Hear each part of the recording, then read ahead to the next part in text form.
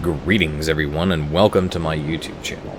I'm your host Captain Rye, and today's YouTube video features CopperTalon in his Fujin. I do apologize for the quality of my voice. It might seem like it's quite a bit deeper than normal, and that is because I've come down with something that's sitting in my chest and causing my throat to become raw from all the coughing. Oh well, this happens, I will carry on, and you get my wonderful second voice instead of my normal presenter voice. So CopperTalon is here in his Fujin. The Fujin, of course, is a minekaze, pre-nerf minekaze clone along with the kamikaze R, and while I like the camouflage on the kamikaze R as opposed to the Fujin, I don't actually like either of the ships, or really even the minekaze pre-nerf, and I'm talking way pre-nerf, back when the ship had excellent detectability concealment capabilities, and of course when it had the 10-kilometer torpedoes. Never did like that ship. Did, however, really find the Mitsuki back when she was at tier 6 with her 10-kilometer torpedoes really enjoyable. Yes, I know I'm weird. But if you'd like to see one of the best last battles, or I should say the best last moments that I ever had in that ship, I definitely recommend that you check the video link in the description down below, where I do something that you will probably never see ever in World of Warships, given the nature of the incident involved. Now, that's out of the way, on to CopperTalon. CopperTalon here is on the New Dawn map, and he is standard battle mode, so there's not actually a lot for destroyers to do aside from be forward and spot the enemy. He's been spotted by a couple of different destroyers at this point, and surprisingly enough, both teams only have 3, which is a little bit ridiculous in my opinion. What kind of battle is this if there's not at least 6 per team? Anyway, he's holding off in the center of the map area, generally speaking, where the B cap point would be, and he's going to continue to spot the enemy, though none of his teammates are really in a position to provide much support for him. The opening of this battle with CopperTalon is actually surprisingly slow, and as this friendly cruiser pushes up there, he's getting focused down by all sorts of enemies, and this could end up very, very badly for him. Talon is targeting the destroyers that are coming up that channel, and he sits out a wide spread, and hopefully he's able to hit something. But it doesn't look like that cruiser is going to have a good time, and no, the enemy secures their first blood.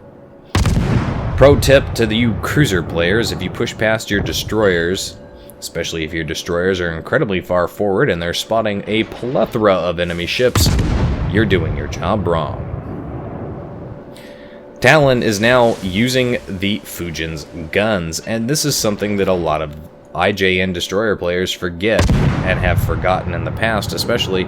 Yes, these destroyers have guns, and while they might be slow to fire and definitely slow to traverse, if they're pointing in the right direction, you have 4 of them, and they can put out quite the hurt on the enemy, as CopperTalon is going to start demonstrating as he starts hitting repeatedly and critically this enemy destroyer, who is trying to maneuver to avoid those shots, but some of them are going to hit.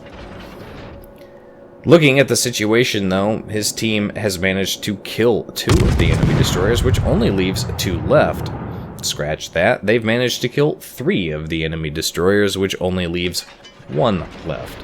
And their team still has 3 destroyers.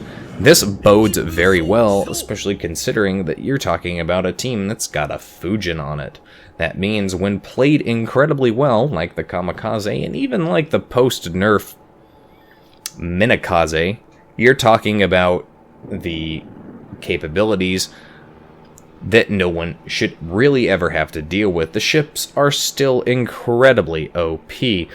Good detectability range, relatively quick torpedo reloads means you can sit back and spam torpedoes at enemy targets or use islands for cover and bonsai charge them leaving them with relatively no hope to defend themselves. The situation, though, has changed a little bit as they've already lost 2 cruisers, and that's not too bad of a situation to be in, considering that the enemy is still down destroyers. But they lose a friendly destroyer, and now things are looking bad as they're down 4 ships to the enemy's 3, and the 3 ships that the enemies are down are, of course, those destroyers, which means the enemy now has a points advantage. Talon is taking shots off at this battleship that I honestly don't know what he's doing. It looks like he might have beached himself, and now he's kind of gotten himself into a position where he's really got nowhere to run to. He can go straight and risk being shot at, or he can try and turn again and might risk running into the island. But he does manage to slip back behind that island and saves himself from any potential onslaught that might have come from our hero. He is still, however, holding on to this center area, and control over this center area is giving him a fantastic view of all of the enemy ships that are around him. And hopefully it's providing his team the opportunity to strategize, to figure out exactly what it is they're going to shoot at. Now he gets torpedoes off at the enemy vessel that's sailing around this island here, and with any luck that vessel will continue sailing in a nice straight line, and he'll secure his first kill. At this point, he hasn't really done any damage, and his team has lost yet another ship. So now the enemy team, well, surprisingly enough, he manages to hit that ship, almost kills him outright, and then secures the kill through flooding. Now his team has the advantage, as in that very short period of time they managed to kill 3 enemy ships and give themselves the advantage back. But our hero CopperTalon isn't done with his devastation yet. There are still enemy ships left for him to shoot at, and they are still putting up a substantial fight as they manage to take out more of his teammates and equal out those scores again. But of course, he has the advantage, being now the only destroyer left in the game. This means he doesn't have to worry about running into anything else that can spot him before he can spot them. So he's going to have the advantage, and if he plays it smartly, he can definitely utilize that advantage to sneak up on unsuspecting enemies. This map is a fantastic map if you're learning American destroyer tactics, which is the use islands and cover and ambush tactics, because there are so many little islands in the way, and because it's relatively low tier, there's a short distance between them. So looking at the situation, he's got a couple of other ships lined up, and they are just about inside of his torpedo range. What is he going to do at this point? Well, it looks like he's going to go ahead and push up a little bit and ensure that he's going to guarantee a kill if he fires off torpedoes. The enemy is relatively sailing in a straight line, and it looks like this is a bit of a replay bug there. He's actually targeting 2 different ships there. His first set of torpedoes at the mostly full strength ship, and the second set of torpedoes at a different ship. The advantage to the Fujin is that it's got the pre-nerf minekaze torpedoes, so not only are there 6 of them, and not only do they reload really quickly, but they are relatively fast. This means that those torpedoes are going to have the advantage of reaching their targets very quickly indeed. Now, the question is he going to be able to kill anything? Yes, he kills the cruiser that he was aiming at, but is he going to be able to kill the aircraft carrier? The aircraft carrier is almost dead, and he does hit the aircraft carrier and almost manages to secure the kill on that. Unfortunately, at this point, it's too late to secure a double strike, but he does take out the carrier anyway. A little disappointed that he didn't get the double strike, as that would have been a fantastic double strike opportunity that nobody would have seen coming. However, he still gets the kill anyway, and equals out the teams once again. At this point in time, his team has a commanded position, as they are closer to the enemy base than most of the enemy ships are to theirs, though there are still ships that are unaccounted for. And they could pop up at any time, and, of course, try to camp. He pops his speed boost and he's going straight for the enemy base. At this point, I suspect he's trying in an effort to draw them back to their base and force them to engage him and his friendly allies on their terms. If he begins to capture, it also means that if the enemy decides to sneak into their base, they're not going to be able to capture without running the risk of losing to base caps. He's got another battleship targeted off here, and he's going to go ahead and fire off all 6 of his torpedoes in a nice spread there. One at least that was on the lead indicator, one that was short, and one that was a little bit long, and that's a good spread, and that's a good way to fire your torpedoes when you're playing any destroyer. It allows you to fire your torpedoes in such a way that if the enemy turns away or turns in, you're still going to hit them with 1, and if the enemy doesn't move at all, you're going to hit them with enough to hopefully kill them outright. And he manages to hit his first set there, and does a substantial amount of damage. Unfortunately, the enemy does turn at the last moment and only eats a few of them instead of all of them, and that's not enough to kill the enemy. He is going to use his guns. Again, he's sitting in smoke, and that's something that a lot of players forget that the Japanese destroyer have, which is their excellent guns and their excellent DPM with high explosive. He fires off another couple of sets of torpedoes there, but not all of them, keeping 1 in reserve in case that battleship decides he wants to turn yet again and misses. But it doesn't matter. It looks like the first set does manage to hit, and there's his high caliber. Will the second set secure his kill? Nope, that battleship manages to avoid the second set and does not die right away. But our hero does finish him off with guns, surprisingly enough, one of those rare situations. He fires off his set in reserve around the corner there at the enemy cruiser, who's kind of tried to sneak back around to the base.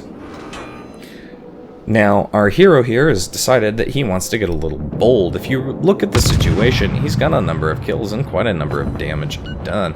So I don't fault him at all. He is full strength. The enemy cruiser here, the Kuma, is fairly low strength, but he takes a big old hit from the cruiser's guns. He does set the cruiser on fire, and he does beach himself in the process of trying to keep his guns on bear. But if he can get these shots off and secure the kill, and yes he can, and there is his Kraken unleashed. Now the question is he going to be able to do even more damage to this last remaining ship?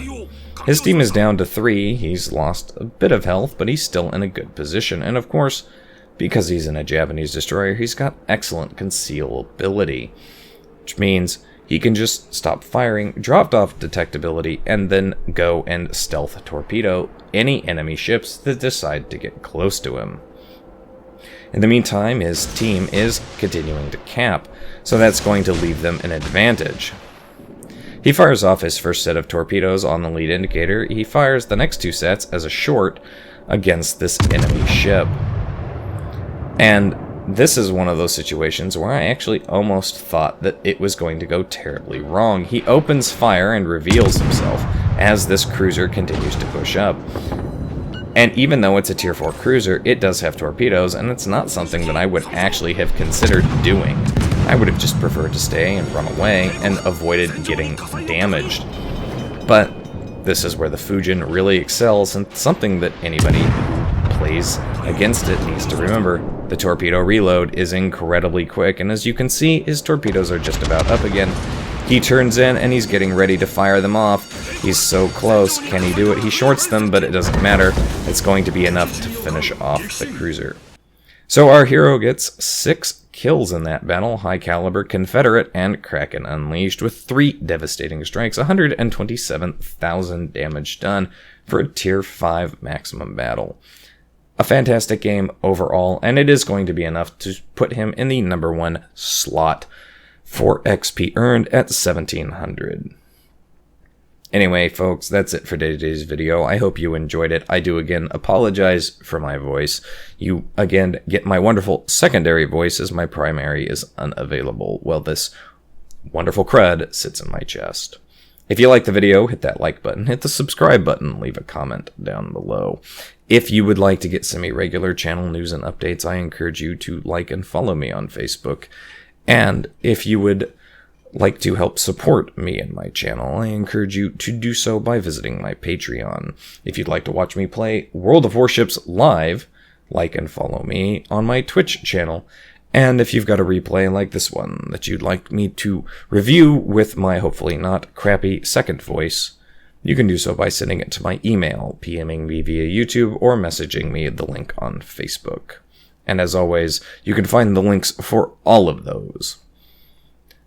I will hopefully see all of you next time with a better voice. This is Captain Rye, signing off.